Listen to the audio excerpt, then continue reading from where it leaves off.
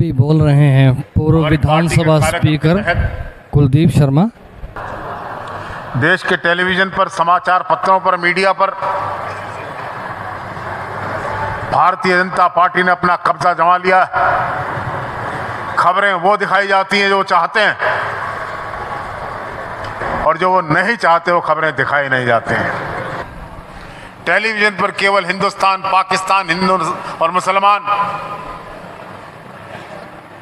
इस प्रकार की राजनीति इस देश में हो रही है। ऐसे माहौल में जनसंवाद, आपसे डायरेक्ट बात करना का माध्यम कांग्रेस ने रास्ता अपनाया है।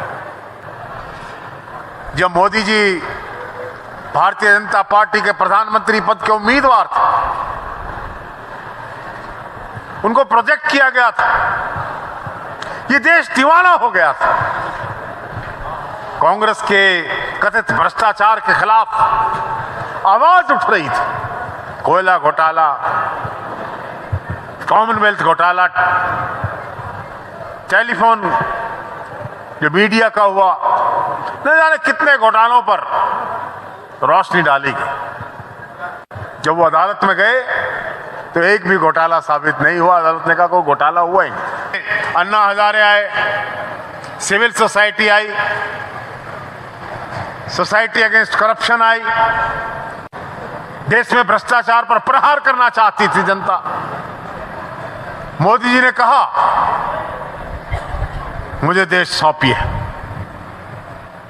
मैं देश में परिवर्तन लाऊंगा, न खाऊंगा न खाने दूंगा, मैं देश का चौकीदार हूं, आपका प्रथम सेवक, प्रधानमंत्री नहीं। जब परिवर्तन की आंधी चली, ऐसे वायदों के साथ मोदी जी का विश्वास किया गया। हम प्रधानमंत्री जी का आज भी आदर करते हैं, वो देश के प्रधानमंत्री,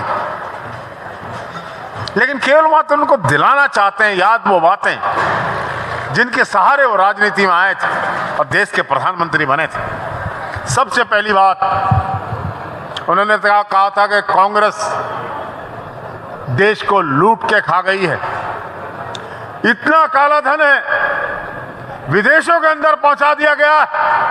देशवासियों मुझे 100 दिन दीजिए, देश का काला धन वापस आएगा।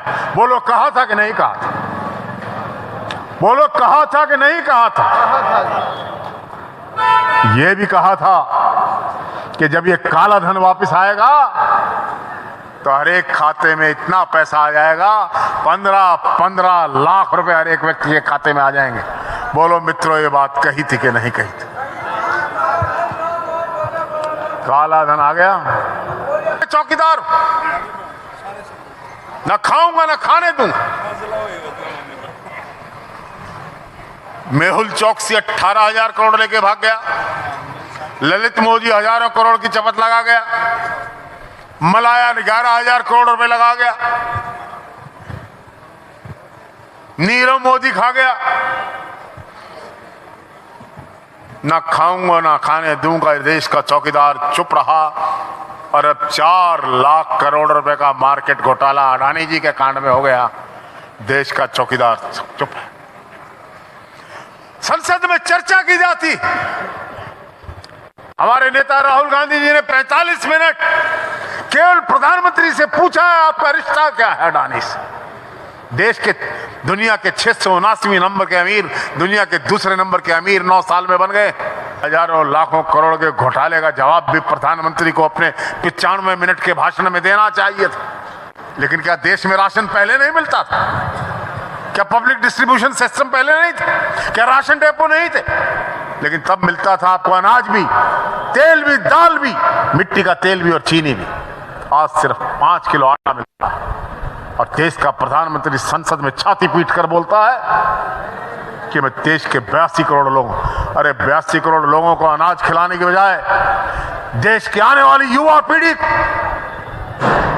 जिनके हाथों में काम नहीं है, रोजगार दीजिए, वो खुद कमा के खा लेंगे। लेकिन इस तरफ ध्यान नहीं, इस तरफ ध्यान नहीं। प्रधानमंत्री ने छाती पीट कर कहा मैंने 9 करोड़ गैस के कनेक्शन उज्जवल स्कीम में दिए। मान लिया प्रधानमंत्री जी, आप संसद में झूठ थोड़ी बोलेंगे, आपने दिए। लेकिन देश में 62 करोड़ गैस के कनेक्शन है। प्रधानमंत्री जी 9 करोड़ आपने दिए, बाकी 53 करोड़ किसने दिए? इस बात की चर्चा होनी चाहिए कि नहीं होनी चाहिए? किसने दिया आपसे पहले उन 60 वर्षों को जिनको आप कोसते रहते हैं? उन 60 वर्षों में 53 करोड़ लोगों को गैस के कनेक्शन 400 रुपए एक सिलेंडर के भाव से मिला करते थे। आप 9 करोड़ रुपए, 9 करोड़ सिलेंडर 1200 रुपए एक सिलेंडर के हिसाब से बेच रहे हैं। बाबा है बाबा रामदेव जी, आंख मटका कर बोलते हैं, एक आंख खुलती है दूसरी बंद हो जाती है। उन्होंने कहा था देशवासियों अगर 50 रुपए लीटर पेट्रोल चाहिए तो मोदी जी को वोट दीजिए। बोलो कहा था कि नहीं कहा था?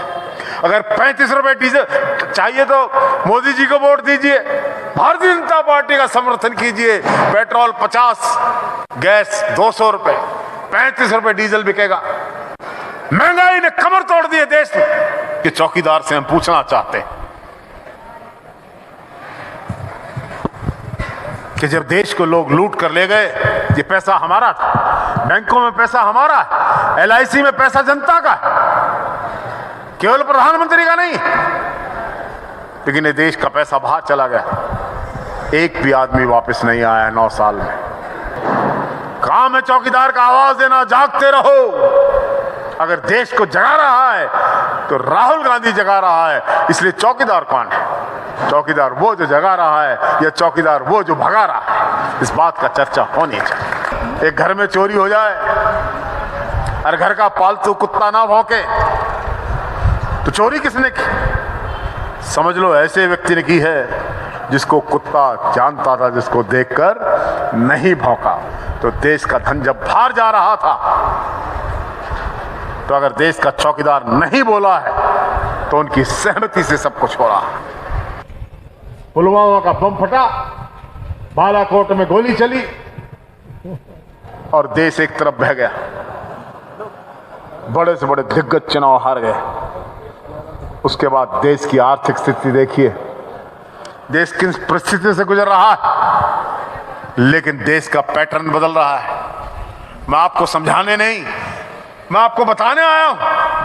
अगर देश पर नजर डालेंगे, आज मेरी कही बात को सोचेंगे, समझेंगे, तो बंगाल से लेकर बिहार, छत्तीसगढ़, झारखंड, उड़ीसा, मध्य प्रदेश, राजस्थान, महाराष्ट्र, तेलंगाना, आंध्र, कर्नाटका, उड़ीसा, केरला, तमिलनाडु, पंजाब, हिमाचल,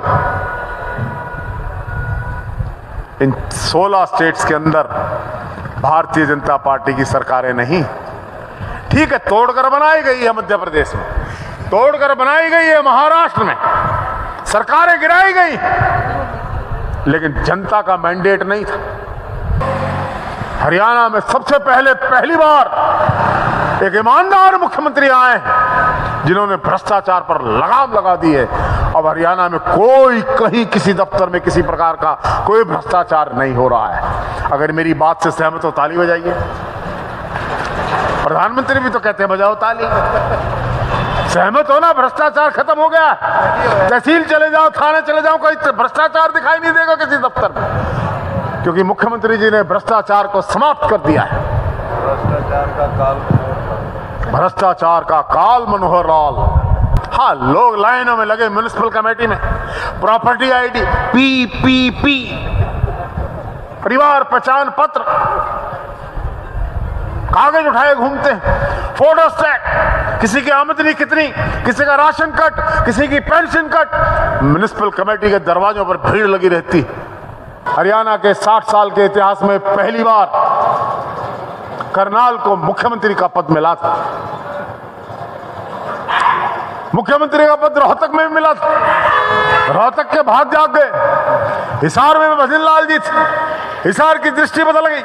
भिवानी में बंसी लाल जी थे, भिवानी आगे चला गया। सिरसा में देवीलाल थे। हरियाणा में मनोहर लाल करनाल के मुख्यमंत्री। करनाल कहां पहुंचा, इस बात पर चर्चा होनी चाहिए।